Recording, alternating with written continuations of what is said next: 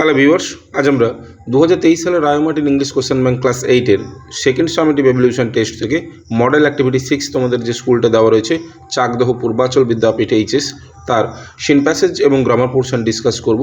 So viewers, তোমরা দেখো। First of all তোমাদের এখানে যে সিন প্যাসেজ দেওয়া রয়েছে প্রোজটা, এটা অস্কার ওয়াইল্ডের লেখা দ্য হ্যাপি প্রিন্স থেকে নেওয়া হয়েছে। সো ভিউয়ার্স, তোমরা টেক্সট প্যাসেজটাকে পড়ার পরে তারপরেই কিন্তু প্রশ্নের উত্তরগুলো সলভ করো, কেমন? সো ভিডিওটাকে আর বড় না করে আমরা সরাসরি চলে আসছি প্রশ্নের উত্তরে। তোমরা প্রশ্নের উত্তরগুলো জাস্ট একবার মিলিয়ে দেখে নাও। দেখো, এর দাগে কী দিয়েছে? অ্যান্সার দ্য ফলোয়িং কোশ্চেন্স, অর্থাৎ নিম্নলিখিত প্রশ্নগুলির উত্তর দাও। ফার্স্ট কোশ্চেনটা দেখো, where did the swallow take shelter and why, অর্থাৎ সোয়ালো পাখি কোথায় আশ্রয় নিয়েছিল এবং কেন। তাহলে অ্যান্সারটা কী লিখব? দেখো, the swallow took shelter between the feet of the happy prince, অর্থাৎ সোয়ালো পাখি আশ্রয় নিয়েছিল হ্যাপি প্রিন্সের পদযুগলের মাঝখানে, to spend the night there, অর্থাৎ ওখানে রাত্রি যাপন করবার জন্যে। ওকে, এরপরে চলে আসবো আমরা 2 কোশ্চেনে। দেখো 2 কী বলেছে? Give a brief description of the life of the happy prince, অর্থাৎ সুখী রাজকুমারের জীবনের সংক্ষিপ্ত বিবরণ দাও। তাহলে অ্যান্সারটা কী লিখব? The happy Prince spent his life, অর্থাৎ ওই সুখী রাজকুমার তার জীবন অতিবাহিত করেছিলেন ইন দ্য ওয়ান্ডারফুল প্যালেস, একটি বিস্ময়কর প্রাসাদে, অফ সানসসির। আফটার হিজ ডেথ, তার মৃত্যুর পর, the people of the town, অর্থাৎ ওই শহরের জনগণ, মেড হিজ স্ট্যাচু, তার মূর্তি তৈরি করেছিলেন বা স্থাপন করেছিলেন in the middle of the town, শহরের মাঝখানে। ওকে, এরপরে চলে আসবো আমরা 3 কোশ্চেনে। দেখো 3 কী বলেছে? Why did the swallow think that the statue of the happy Prince had golden heart, অর্থাৎ কেন সোয়ালো পাখি ভেবেছিল যে হ্যাপি প্রিন্স একজন উদার মনের মানুষ বা বড় মনের মানুষ। ওকে, তাহলে অ্যান্সারটা কী লিখব? দেখো দ্য সোয়ালো থট দ্যাট, অর্থাৎ সোয়ালো ভেবেছিল যে the statue of the happy prince, happy প্রিন্সের ওই মূর্তিখানি হ্যাড গোল্ডেন হার্ট, ছিল উদার মনের। বিকজ, তার কারণটা কি? হি ফেল্ট স্যাড, সে দুঃখ পেয়েছিল, and his eyes were full of tears, এবং তার চোখ জলে ভরে গিয়েছিল, seeing the sufferings of the poor people, গরিব লোকেদের দুঃখ দুর্দশা দেখে, and all the ugly things in the land, অর্থাৎ তার রাজ্যের সমস্ত খারাপ বা কুৎসিত জিনিসগুলোকে দেখে। এরপরে চলে আসবো আমরা বিয়ের দাগে। দেখো বিয়ের দাগে কী বলেছে? Fill in the chart with information from the text, অর্থাৎ টেক্সট থেকে উপযুক্ত তথ্য নিয়ে চার্টটাকে পূরণ করো। দেখো দেওয়া রয়েছে কি এফেক্টে, the happy prince was crying, অর্থাৎ ওই সুখী রাজকুমার কাঁদছিল। কজ, কারণটা কী হবে? দেখো, he could see the poor people and all the ugly things in his land. Okay, এরপরে 2 দেখো এফেক্ট কী রয়েছে? The happy prince asked swallow, happy prince সোয়ালোকে বলল, টু টেক দ্য রুবি, রুবিটিকে নাও, and give it to the women, এবং এটি ওই মহিলাটিকে দিয়ে দাও। তাহলে আমরা কজ কী লিখব?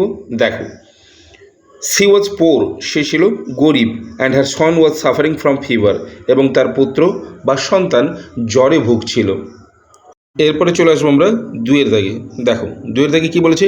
Read the poem below and answer the questions that follow, অর্থাৎ নিম্নলিখিত কবিতাটি পড়ো এবং তার প্রশ্নের উত্তরগুলো দাও।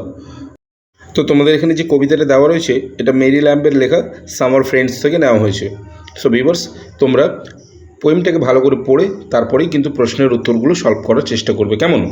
এবারে এখান থেকে যে প্রশ্নগুলো দিয়েছে চলো ডিসকাস করে নেওয়া যাক। দেখো এর দাগে কী দিয়েছে? অ্যান্সার দ্য ফলোয়িং কোশ্চেন্স, নিম্নলিখিত প্রশ্নগুলির উত্তর দাও।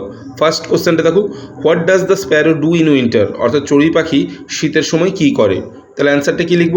The sparrow clings closer to the man in winter, অর্থাৎ শীতকালে চড়ুই পাখি মানুষকে আরও বেশি করে আঁকড়ে ধরতে চায় বা মানুষের আরও কাছাকাছি থাকতে চায়। এরপরে চলে আসবো আমরা 2 কোশ্চেনে। দেখো 2 কী বলেছে? Why does the poet call the swallow a guest, কেন কবি সোয়ালো পাখিকে অতিথি বলে সম্ভাষণ করেছেন। তাহলে অ্যান্সারটা কী লিখব? দেখো, দ্য পোয়েট কলস দ্য সোয়ালো এ গেস্ট, অর্থাৎ কবি সোয়ালো পাখিকে অতিথি বলে সম্ভাষণ করেছেন, বিকজ, কারণ, ইট অনলি স্টেজ, এরা শুধুমাত্র থাকে ফর দ্য সামার সিজনস, গ্রীষ্ম ঋতুতে, চার্পিং ইটস নোটস, তার গান গায়, ফর উইকস, কয়েক সপ্তাহ ব্যাপী, দেন ফ্লাইজ অ্যাওয়ে, তারপরে উড়ে চলে যায় ডিউরিং উইন্টার, শীতের সময়, জাস্ট লাইক দ্য গেস্টস, যেরকমটা একটা অতিথি করে থাকেন, who came only for the short period, যারা আমাদের বাড়িতে অল্প সময়ের ব্যবধানের জন্য আসেন। এরপরে চলে আসবো আমরা 3i কোশ্চেনে। দেখো 3iতে কী বলেছে, how is the behaviour of the gay young friends similar to that of the swallow, অর্থাৎ কীভাবে একজন তরুণ বন্ধুর ব্যবহার সোয়ালো পাখির অনুরূপ। ওকে, তাহলে অ্যান্সারটা কী লিখব, দেখো just as a swallow leaves, যেরকমটা সোয়ালো পাখি উড়ে চলে যায়, হোয়েন উইন্টার সেটস ইন, যখন শীতের শুরু হয়, ইন দ্য সেম ওয়ে, অনুরূপভাবে, এ গে ইয়ং ফ্রেন্ড, একজন তরুণ সুখী বন্ধু, অলসো লিভস, অনুরূপভাবে ছেড়ে চলে যায়, ইন টাইমস অফ সরো, দুঃখের সময়, অ্যান্ড নিড, এবং প্রয়োজনের সময়। এরপরে চলে আসবো আমরা আইভির কোশ্চেনে। দেখো আইভিতে কী বলেছে, how does the poet characterise the summer friends in the above poem, অর্থাৎ উপরিউক্ত কবিতায় কবি কীভাবে গ্রীষ্মের বন্ধুদের চরিত্র তুলে ধরেছেন। ওকে, তাহলে অ্যান্সারটা কী লিখব, the poet characterises the summer friends as gay, young and selfish in the above poem, অর্থাৎ কবি উপরিউক্ত কবিতায় গ্রীষ্মকালীন বন্ধুদের সুখী, তরুণ এবং স্বার্থপর হিসাবে চিহ্নিত করেছেন। ওকে, এরপরে চলে আসবো আমরা 3 দাগের গ্রামার পোর্শনে। দেখো 3 দাগে কী বলেছে, fill in the blanks with appropriate prepositions. দেখো King Arthur ruled dash many happy years, তাহলে প্রথমেরটাই হবে কি, for many happy years, and grew old dash time with time. Okay, এরপরে আমরা চলে আসবো 4 দাগে।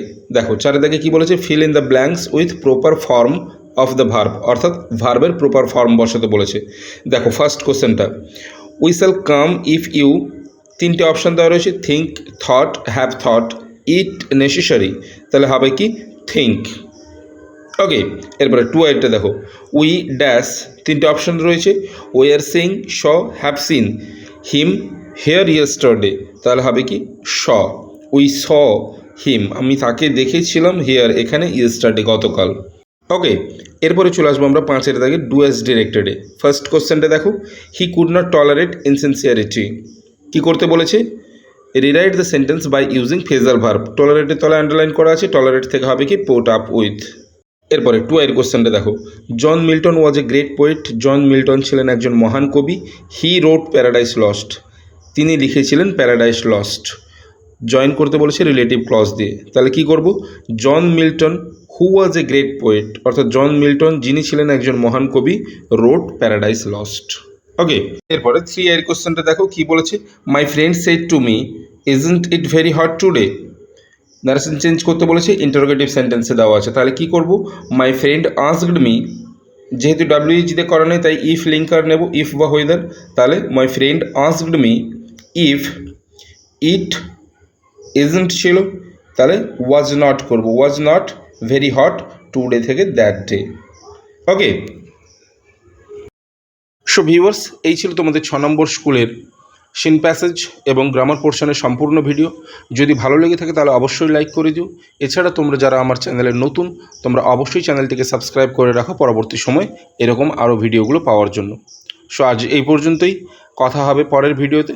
Till then, by.